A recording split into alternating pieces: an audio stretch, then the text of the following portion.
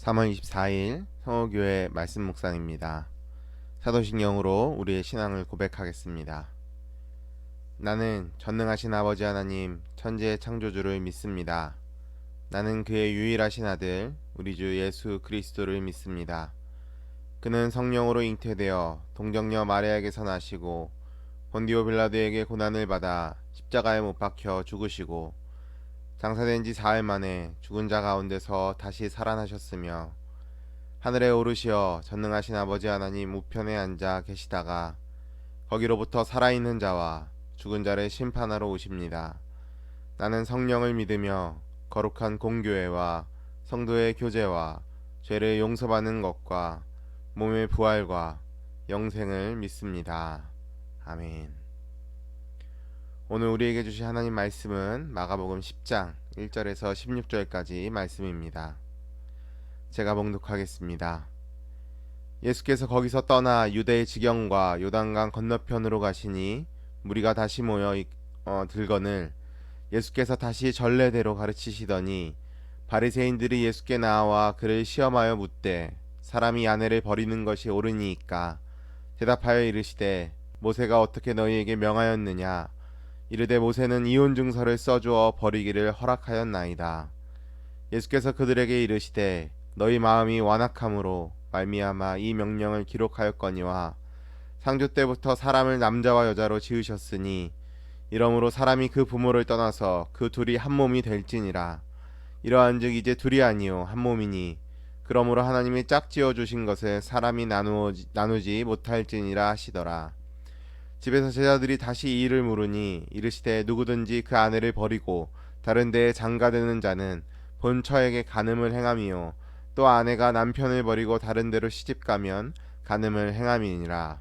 사람들이 예수께서 만져주심을 바라고 어린아이들을 데리고 오매 제자들이 꾸짖거늘 예수께서 보시고 노하시어 이르시되 어린아이들이 내게 오는 것을 용납하고 금하지 말라. 하나님의 나라가 이런 자의 것이니라. 내가 진실로 너희에게 이르노니 누구든지 하나님의 나라를 어린아이와 같이 받들지 않는 자는 결탄코 그를 들어가지 못하리라 하시고 그 어린 아이들을 안고 그들을 위해 안수하시고 축복하시느니라. 아멘. 오늘 말씀은 두 가지 사건이 나옵니다. 1절에서 12절까지는 바리새인들이 예수님을 시험하고자 이혼의 문제를 제기해서 논쟁을 하게 하시는 내용이고 또 두 번째 부분은 13절에서 16절까지 예수님께서 축복을 받고자 데리고 나온 어린아이들을 따뜻하게 받아주시는 사건입니다. 하나님께서 에덴 동산에 아담과 하와를 혼인관계를 맺어 부부가 되게 하셨고 또 그 가정을 첫 가정으로 만드셨습니다. 이 혼인관계와 가정은 세상에 죄가 들어와 타락하기 전에 하나님께서 만드신 신성하고 또 그런 신성한 공동체입니다. 이 부부의 혼인관계는 부모와 자녀와의 관계보다 우선되고 신성합니다. 한 남편과 한 아내가 서로 합하여 하나가 되고 이 하나가 된 것을 사람이 나눌 수 없다는 것은 하나님께서 이 세상을 만들었을 때의 그 창조의 질서인 것입니다. 하나님께서 남편과 아내가 한 사람에게 되게 하는 것이 신성한 목적이기 때문에 남편과 아내는 배우자가 자신의 반쪽임을 알고 서로를 아끼고 따뜻하고 친절한 마음으로 살아야 합니다. 그렇지 않고 부부가 자기 배우자와 이혼을 하거나 혹은 결별하는 것은 자기 자신을 반쪽으로 찢어서 나누는 것이 되는 것이죠. 그 고통과 아픔은 사실 이루 말할 수 없습니다. 그렇기 때문에 하나님은 당신의 자녀들이 이러한 상처와 또 아픔을 겪지 않고 살아가기를 원하시는 것입니다. 그러나 구약에서 모세는 이혼을 합법적으로 인정을 해줍니다.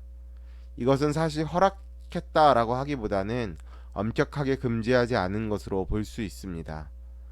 모세는 이혼에 관한 법을 제정해서 자기가 이혼을 인정한다는 것을 사람들에게 확인해 준 것이 아니라 이 사람들의 완악한 마음을 다른 것으로 억제할 수 없는 상황에서 만약 남편이 이혼을 하고자 한다면 적어도 자기 아내가 결혼 생활에서 정절은 지켰다는 것을 증명해 줄 수 있는 증서를 써 주어서 내보내야 한다는 어떤 그런 최소한의 조건을 제시했다고 볼 수 있습니다. 이 법은 여자들이 부당하게 이혼을 당한 후에 수치를 당하지 않도록 하기 위해 여자들을 보호할 목적으로 만들어진 것입니다. 이것은 하나님의 창조 질서에는 어긋나지만 사람들의 완악함을 알았기 때문에 어쩔 수 없이 인정해 준 것이죠. 바리새인들은 민감하고 까다로운 율법의 조항을 가지고 시험하려 질문하였지만 예수님은 구약의 율법과 전통을 존중하시면서도 결혼의 본질에 대해 명확하게 다시 한번 설명해 주셨습니다. 오늘 말씀의 두 번째 부분은 13절부터 시작이 되는데 사람들이 어린아이들을 데리고 예수님에게로 나왔을 때 일어난 사건입니다. 이것은 9장에서 제자들이 누가 서로 더 큰가로 다투는 내용에 이어지는 말씀입니다. 예수님께서는 자신에게 도움을 받고자 나오는 사람들과 은혜를 바라고 나오는 자들, 그리고 믿음으로 감동되어 자원에서 나오는 자들을 축복하시고 그들을 고쳐주시며 그들의 죄를 사하여 주셨습니다.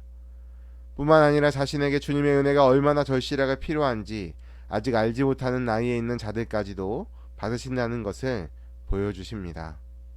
이 어린아이들은 아직 그 예수님의 축복을 받기를 스스로 원할 정도의 지각을 가지고 있지는 않았지만 누가 데려왔겠습니까? 부모들이 그들을 데리고 오자 예수님께서는 그의 온유하심 또 그녀의 인자하심으로 아이들을 받으시고 또 굉장히 사랑 어린 축복 기도를 드림으로써 하나님 아버지께 그들에게 거룩하게 구별하여 드리었다는 것입니다. 사실 여기에서 중요한 건 아이들의 부모들은 예수님께서 성령의 능력이 있으셔서 예수님이 하나님의 백성들에게 은혜를 부어주실 수 있다는 깊은 믿음이 그 부모들 마음 가운데 있었다라고 하는 것이죠. 그렇지 않았다면 부모들은 자기 자녀들을 절대로 예수님 앞으로 데려오지 않았을 것입니다. 예수님께서는 당신이 어린아이들을 받아주시겠다는 분명한 뜻을 밝히시고 그들을 안아주실 뿐만 아니라 그들에게 유대인의 전통에 따라 안수하시고 축복하여 주셨습니다. 모든 인간은 그의 나이에 상관없이 아담 이후로 온 인류가 사망 선고를 받았기 때문에 어린 아이로부터 또 나이가 많으신 분들까지 이르기까지 모두 다 그 유일하신 구세주에 의해서 구원을 받아야 함을, 죄사함을 받아야 함을 보여주고 있다는 것이죠. 이런 사실에도 불구하고 제자들의 태도는 아주 많이 달랐습니다. 13절 사람들이 예수께 만져주심을 바라고 어린아이들을 데리고 오매 제자들이 꾸짖거늘. 이 부모의 마음과 제자들의 마음이 완전히 달랐다는 것입니다. 부모들은 아이들을 위해서 또 예수님의 만져주심을 바라고 예수님께 데리고 나갔습니다. 자기 자녀들이 그리스도이신 예수님, 하나님의 아들로부터 복을 받기를 소원했습니다. 어른들은 당면한 자신의 문제 해결을 위해서 예수님께 나아왔지만 이 부모들은 자녀들이 주님의 은혜를 입기를 원하고 또 그들의 미래가 예수님의 은혜와 축복으로 이루어지기를 간절히 원했습니다. 그러나 제자들은 당면한 문제들을 가지고 오는 어른들을 돕는 데에만 급급했고 거기에만 관심이 있었습니다. 그렇지 않아도 몰려오는 사람들로 너무 복잡하고 일도 밀리는 데다 예수님도 피곤하고 지치셔서 어린아이들까지 오는 것은 번거롭고 귀찮은 일이라 생각했다는 것이죠. 그래서 제자들은 아이들을 예수님 앞에 데려간 그 부모와 어린아이들을 꾸짖었습니다. 그러나 이 어린아이들을 생각하시는 예수님 전혀 다른 반응을 보입니다.